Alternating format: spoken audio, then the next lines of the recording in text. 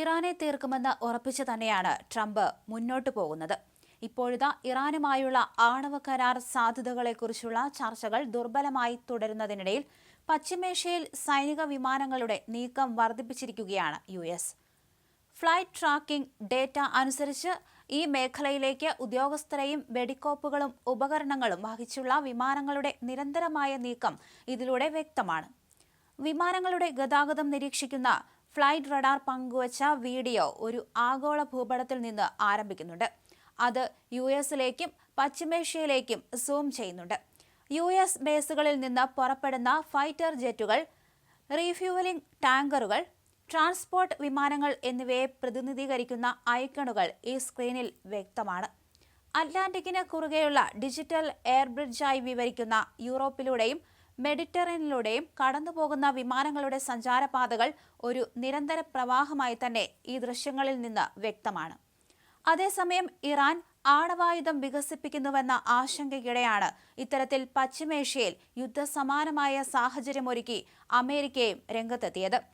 ഖത്തറിലെ പ്രധാന സൈനിക താവളമായ അൽ ഉദൈദിൽ നിന്നും നൂറുകണക്കിന് സൈനികരെ സുരക്ഷിത സ്ഥാനങ്ങളിലേക്ക് മാറ്റിയെന്നാണ് റിപ്പോർട്ട്. ഇറാനെതിരെയുള്ള വ്യോമാക്രമണത്തിന് മുന്നോടിയായുള്ള നീക്കമാണിതെന്ന് പ്രതിരോധ വിദഗ്ധർ വിലയിരുത്തുന്നുണ്ട്. ഇറാനെ നേരിടാൻ പശ്ചിമേഷ്യൻ രാജ്യങ്ങളിൽ അമേരിക്ക വമ്പൻ ആയുധശേഖരമാണ് എത്തിച്ചിരിക്കുന്നത്.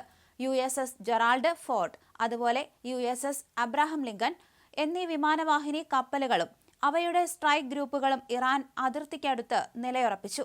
ജോർദാനിലെ മുവാഫാഖ് സാൾട്ടി താവളത്തിലെ 60 വിമാനങ്ങളും 68 കാർഗോ വിമാനങ്ങളും F-35 സ്റ്റെൽത്ത് ജെറ്റുകളും പുതിയ വ്യോമ പ്രതിരോധ സംവിധാനങ്ങളും ഏകദേശം 35,000 സൈനികരെയുമാണ് പുതിയതായി വിന്യസിച്ചിരിക്കുന്നത്. കഴിഞ്ഞ ആഴ്ച ജനീവയിൽ നടന്ന ചർച്ചകൾ ഫലം കാണാതെ പിരിഞ്ഞതാണ് സ്ഥിതിഗതികൾ രൂക്ഷമാക്കിയത്. യുറേനിയം സമ്പുഷ്ടമാക്കുന്നത് ആണവോർജ്ജത്തിനാണെന്ന് ഇറാൻ വാദിക്കുമ്പോഴും അവർ ആണവായുധം നിർമ്മിക്കുന്നുവെന്നാണ് US സംശയിക്കുന്നതും. ചർച്ചയ്ക്ക് ഇറാൻ വഴങ്ങുന്നില്ലെങ്കിൽ സൈനിക നടപടി പരിഗണനയിലുണ്ടെന്ന് പ്രസിഡന്റ് ട്രംപ് തന്നെ ആദ്യമേ വെളിപ്പെടുത്തിയിട്ടുണ്ട്. ട്രംപിന്റെ അടുത്ത അനുയായിയായ സെനറ്റർ ലിൻസി ഗ്രഹാം ഇറാനെതിരെ ശക്തമായ നിലപാടുമായി രംഗത്തെത്തി. ഇസ്രായേൽ സന്ദർശനത്തിനിടെ അദ്ദേഹം നടത്തിയ പ്രസ്താവന ലോകത്തെ ഞെട്ടിക്കുന്നതാണ്.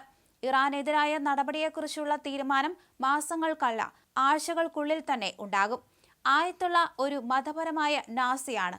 ലോകത്തെ കുഴപ്പത്തിലാക്കാനാണ് അദ്ദേഹം ശ്രമിക്കുന്നത്. സൗദി കിരീടാവകാശി Mohammed bin Salman, UAE president Mohammed bin Zayed എന്നിവരുമായി കൂടിക്കാഴ്ച നടത്തിയ ശേഷമാണ് ഗ്രഹാം നിലപാട് വ്യക്തമാക്കിയത്. യുദ്ധഭീതി ഉയർന്നതോടെ ആഗോള വിപണിയിൽ എണ്ണവില കുതിച്ചുയരുകയാണ്. ലോകത്തിലെ എണ്ണ വിതരണത്തിന്റെ 20% കടന്നുപോകുന്ന ഹോർമോസ് കടലിടുക്കിന്റെ നിയന്ത്രണം ഇറാന്റെ കയ്യിലാണ്. US ആക്രമണമുണ്ടായാൽ ഈ പാത അടയ്ക്കുമെന്ന് ഇറാൻ ഭീഷണി മുഴക്കിയിട്ടുണ്ട്. ഇത് ആഗോള സാമ്പത്തിക രംഗത്തെ തകർക്കുമെന്ന ആശങ്കയും നിലനിൽക്കുന്നുണ്ട്.